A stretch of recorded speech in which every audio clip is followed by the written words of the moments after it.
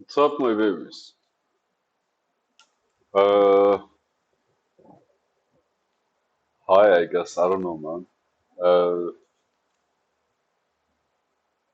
so I read this note before I started recording, and let me read it out loud.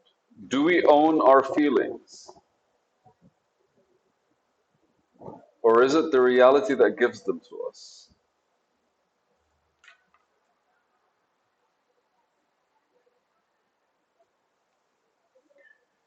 In truth, I'm compelled to believe myself. It was one of those, maybe, like if a tree falls down in the forest and nobody's there to hear it fall, did it really fall? Is that the saying? I think, yeah. So it's really one of those.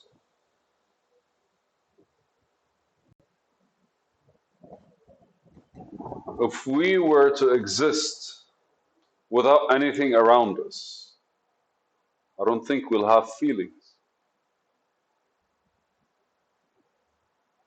If there's nothing around us, it'll be pointless, right? It will just be you and yourself.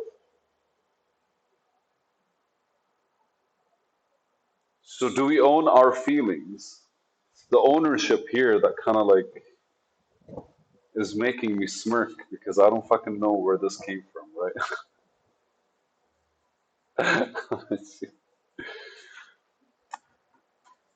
Is it that reality that gives them to us? Yeah, I don't think we own our feelings, man. What the fuck, man? When did I write this? And what was I going through?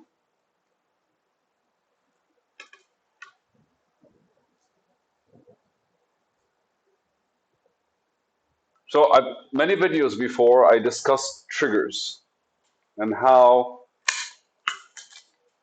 within our world, we kind of react to life through the triggers that that we label inside of it. Uh, a sunny day makes us feel some kind of way. A family member that we don't like makes us feel some kind of way. If anything, we seem to have given ownership of our feelings to everything that's surrounding us. If I'm to go back and discuss reality, because like your people live in their reality. They live in their head. Whatever you see is in your head. Like I don't know how to explain it, but you guys are looking at me right now, right? You're looking at this laptop. Your mind has created the image of this laptop with me inside of it, or TV or video or phone or something with me inside of it. Like that's a creation in your mind, in your head. That's how we see things. That's how we hear things. That's how we feel things. We communicate with things. So we are generally allocating ownership to whatever we designed our fuck man. So our realities are designed, right? Because like any way we look at it, we either accept what's happening or we allow it, we don't allow it to exist. And with everything that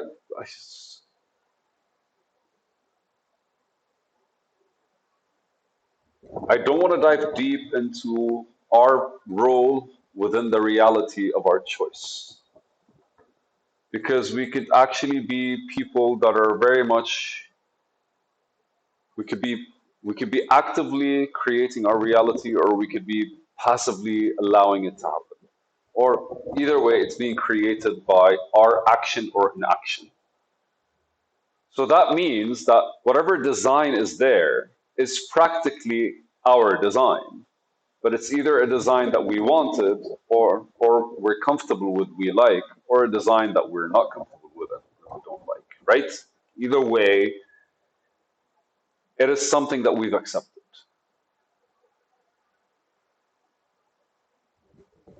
But in order for this reality to exist, or at the very least for you to be able to engage with it,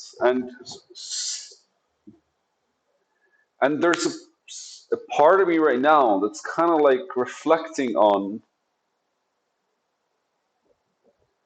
that reality does exist, but does it have to exist? And the reason I'm asking, does it have to exist, is because I've had a conversation recently with one of you guys. It was a fascinating one. Among the things that we talked about was the state of Buddha. It's the state of awakening. And the state of awakening is genuinely just the way I see it right now is not having a reality at all, because a reality is an opinion, is a structured opinion. And if anything, when we take the time to actually like design the reality, if we're actively designing a reality, well, at the very least, we're in charge, right? We're placing things in it, but we're still playing the game of, we're not really playing the game of life, are we? Because what we're doing is we're allocating feelings to things that we care about, but we're still doing that. If it was passive, feelings are going to be allocated by us, but not actively. We're not going to choose the things we want in our reality. They're just going to exist and make us feel some kind of way. But in both ways, we're still kind of playing the game of the persona.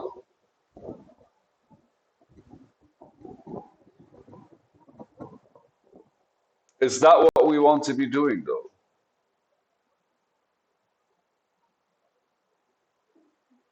Giving ownership of our feelings to the triggers of our reality.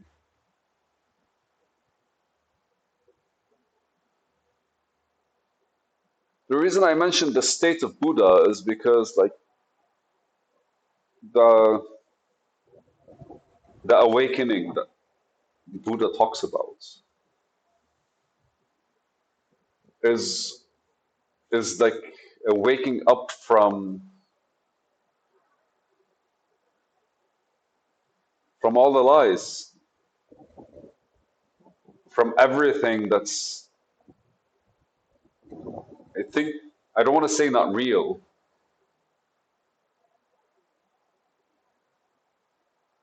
but if our reality changes depends on how we actually approach it, then the world is, what was it called? I think solipsism, like everything's created by your mind.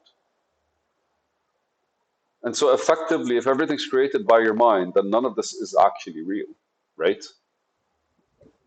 And what is real, the only way we can find that out is if we take ownership of our feelings.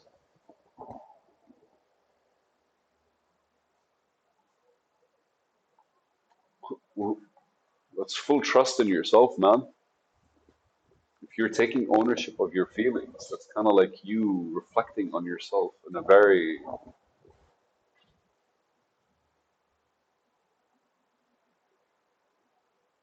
universal,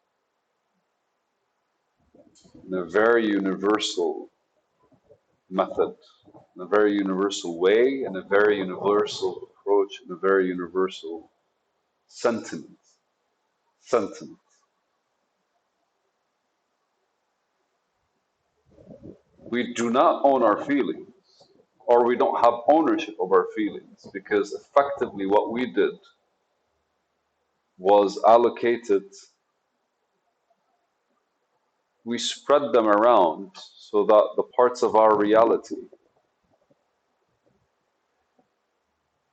take charge of it.